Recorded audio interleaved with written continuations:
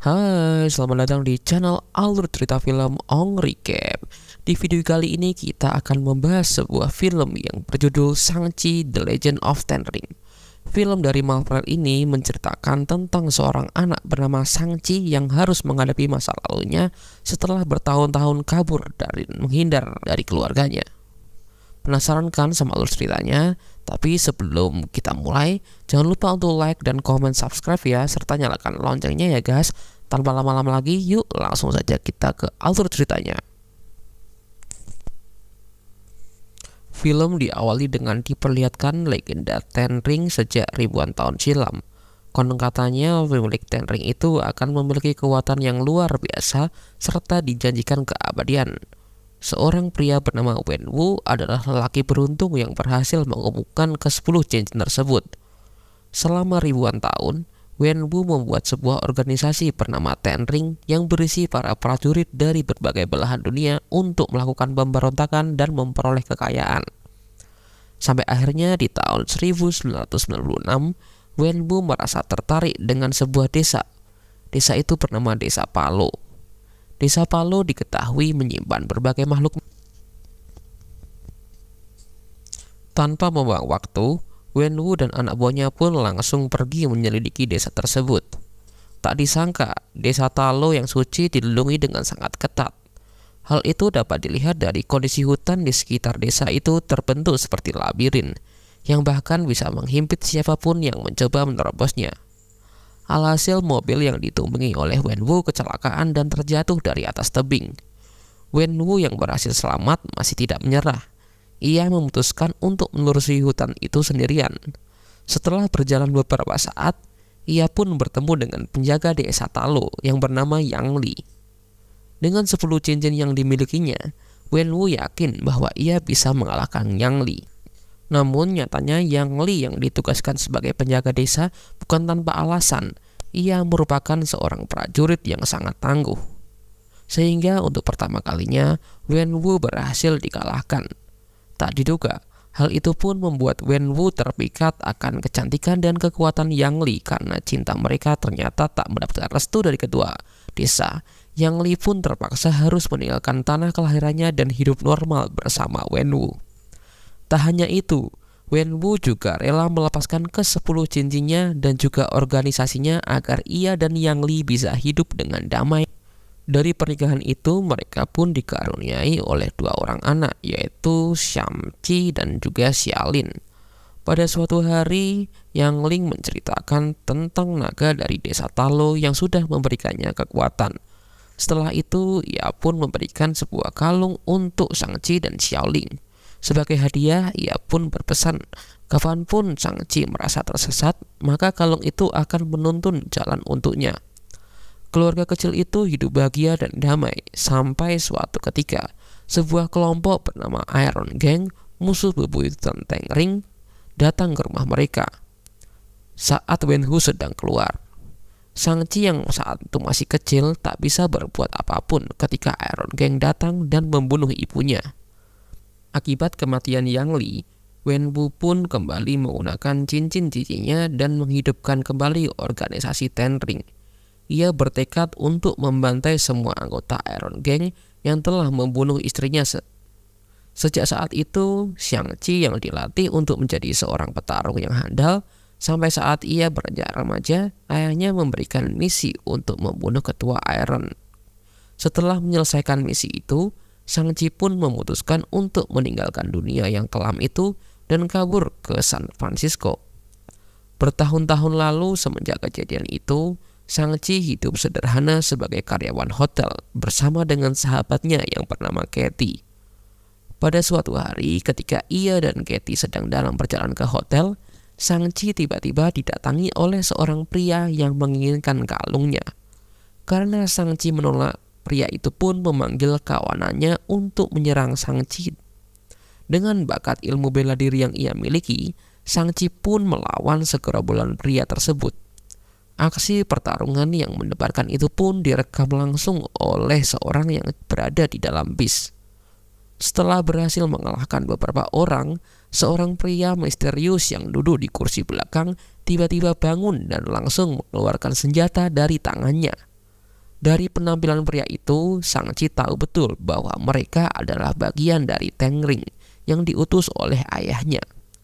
Oleh karena itu, Shang-Chi pun berusaha untuk mengalahkan mereka semua dengan bantuan Katy. Katy berlari ke arah kemudi bus dan mengikuti rencana dari Shang-Chi. Berkat kerjasama mereka, Shang-Chi dan Katy pun berhasil mengalahkan para anggota Tengring. Namun sayangnya tanpa disadari, anggota Tengring berhasil merebut kalung dari Shang-Chi. Setelah kejadian itu, Shang-Chi dan Katy pun langsung bergegas pergi ke Macau untuk mencari Xiaolin, adik perempuan Shang-Chi, karena kalung yang sama juga dimiliki oleh adiknya. Jadi Shang-Chi berpikir bahwa adiknya juga pasti sedang dalam bahaya, sehingga cerita Shang-Chi dan Kevin sampai di Macau. Sesampainya di sana, mereka pun langsung bergegas ke tempat Xiaolin. Xiaolin ternyata mendirikan sebuah arena tanding ilegal yang cukup besar. Shang-Chi pun dipaksa untuk bertanding melawan Xiaolin. Mengapa demikian? Jadi dahulu saat Shang-Chi meninggalkan rumah, ia sempat berjanji akan kembali dalam 3 hari. Namun kenyataannya ia malah kabur dan meninggalkan Xiaolin bersama ayahnya. Hal itu pun membuat Xiaolin marah pada kakaknya karena telah meninggalkannya. Setelah pertarungan itu, Shang-Chi pun menceritakan kejadian yang sudah menimpanya. Namun Xiaolin memintanya untuk tidak perlu khawatir karena ia bisa menjaga dirinya. Dan benar saja saat itu juga rombongan Tengring pun datang menyerang tempat tersebut. Xiaolin dan anak buahnya langsung bergegas kabur melalui pintu darurat. Sementara Shang-Chi dan Katy terpaksa harus melewati tebing saat Shang-Chi melawan anggota Tengring. Katy yang tidak bisa bela diri pun hanya bisa pasrah saat tubuhnya hampir saja jatuh dari ketinggian. Namun beruntungnya Shang-Chi Xiaoli dengan sigap menangkap tubuh Katy.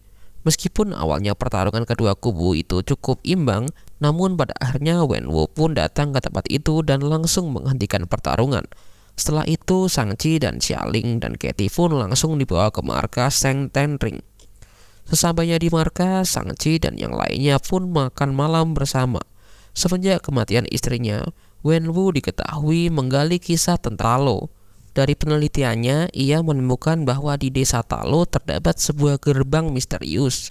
Mengaku bahwa akhir-akhir ini ia terus mendengar suara Yang Li yang meminta Wenwu untuk membebaskannya dari gerbang tersebut. Nah, karena Shang-Chi dan Xiaolin tidak percaya pada perkataan ayahnya, maka Wenwu pun menunjukkan bukti dengan menggunakan kedua kalung dan patung naga. Setelah memasang kedua kalung itu di mata sang naga, semburan air pun tiba-tiba muncul dan membentuk sebuah peta letak gerbang misterius. Jadi inilah alasannya mengapa Wenwu kembali mengumpulkan anak-anaknya, agar mereka bisa membantunya. Namun tetap saja Shang-Chi dan Xiaolin tetap tidak setuju dengan rencana ayahnya, karena bagaimanapun juga mereka tak ingin bertarung melawan desa Talo, desa kelahiran ibunya. Karena keras kepala, mereka pun dimasukkan ke dalam penjara oleh Wenwu. Dalam penjara, mereka pun mulai merencanakan sesuatu agar mereka bisa sampai di desa Talo lebih dahulu dari ayahnya. Beruntungnya di dalam penjara itu, mereka bisa bertemu dengan seorang lelaki bernama Travel yang mengaku bisa berkomunikasi dengan seekor hewan dari desa Talo. Nah, dengan arahan dari hewan itulah mereka pun akhirnya langsung berangkat menuju desa Talo. Mereka pun melewati hutan labirin hingga sampai di depan pintu gerbang desa Talo. Setelah melewati air terjun dengan portal dimensi, mereka akhirnya berhasil sampai di desa Talo. Desa Talo dipenuhi oleh makhluk-makhluk mitologi yang sudah berada di sana selama berabad-abad. Di sana Shang-Chi dan yang lainnya pun disambut oleh para penduduk desa, terutama kakak perempuan dari ibu mereka yang bernama Bibinan. Setelah itu, Bibinan menceritakan tentang gerbang kejahatan yang sebelumnya dibicarakan oleh ayah Shang-Chi. Gerbang itu sebenarnya adalah penjara untuk makhluk mitologi kuno yang sangat kejam dan berniat untuk menghancurkan semesta. Para penduduk Talo adalah orang-orang terpilih yang dipercaya untuk menjaga gerbang tersebut. Namun kini ayah Shang-Chi telah terpengaruh oleh makhluk di sana dengan berpura-pura sebagai Yang Li. Makhluk itu tahu bahwa dengan kekuatan Ten Ring ayah Shang-Chi pun pasti bisa membebaskannya. Untuk itu Bibi meminta mereka semua untuk bersiaga dan menghentikan ayah Shang-Chi. Karena tahu bahwa anak-anaknya pasti akan datang ke desa Talo, jadi sebelum meninggalkan desa, Yang Li sempat menitipkan sesuatu untuk mereka, semacam hadiah dari Yang Li untuk anak-anaknya. Ternyata hadiah itu berupa sepasang baju khas desa Talo. Sebelum peperangan dimulai, Shang-Chi, Xialing, dan Katie pun berlatih bela diri di desa Talo. Keesokan harinya, rombongan Ten Ring dan ayahnya tiba-tiba berada di desa Talo. Tak ingin membuang waktu, Wen Buk pun langsung memerintahkan anak buahnya untuk berperang. Dalam peperangan itu, Shang-Chi harus berhadapan langsung dengan ayahnya. Merasa kecewa karena putranya yang ia latih kini malah menggunakan kekuatannya untuk membunuhnya. Hal itu pun membuat Wenwu sangat marah dan langsung menyerang Shang-Chi dengan ke-10 cincinnya. Karena hal itu, Shang-Chi pun terlempar ke dalam danau yang akhirnya dia tenggelam. Setelah mengalahkan putranya, Wenwu pun berjalan mendekati gerbang kegelapan dan langsung menghancurkan gerbang tersebut. Satu persatu burung penghisap jiwa pun mulai terbebas. Sebelum makhluk mengerikan lainnya keluar, pimpinan pun menginstruksikan kepada para anggota Ten Ring untuk bersatu dengan mereka. Setelah melihat keganasan burung itu, para anggota Ten Ring pun akhirnya memutuskan untuk bergabung dengan pasukan desa Talo. Burung-burung penghisap jiwa pun mulai semakin banyak.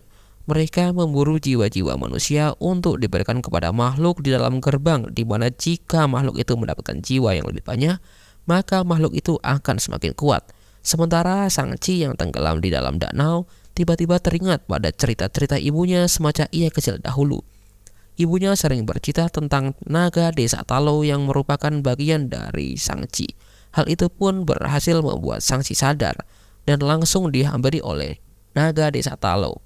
Alhasil Shang-Chi pun naik ke punggung naga Talo dan langsung naik ke permukaan. Dengan kekuatannya, naga itu pun memangsa burung-burung penghisap jiwa dengan ganas. Setelah itu, Shang-Chi pun pergi menghentikan ayahnya. Pertarungan di antara keduanya pun tak bisa terhindarkan lagi. Shang-Chi pun menyadari bahwa dirinya ternyata bisa mengendalikan serangan 10 cincin milik ayahnya.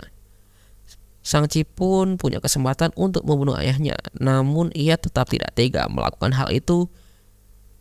Di tengah pertarungan, jika makhluk itu akan menyerang Shang-Chi, ayahnya sigap langsung melindunginya. Karena hal itu, jiwa Wenwu pun dihisap. Sebelum kematiannya pun, Wenwu memberikan ke-10 cincinnya untuk Shang-Chi. Kemudian Shang-Chi diselamatkan oleh naga Talo yang sekarang telah dinaiki oleh Xiaoling. Naga Talo kini bertarung satu sama lain. Ketika makhluk itu sudah semakin kuat, ia pun berniat menghisap jiwa naga Talo.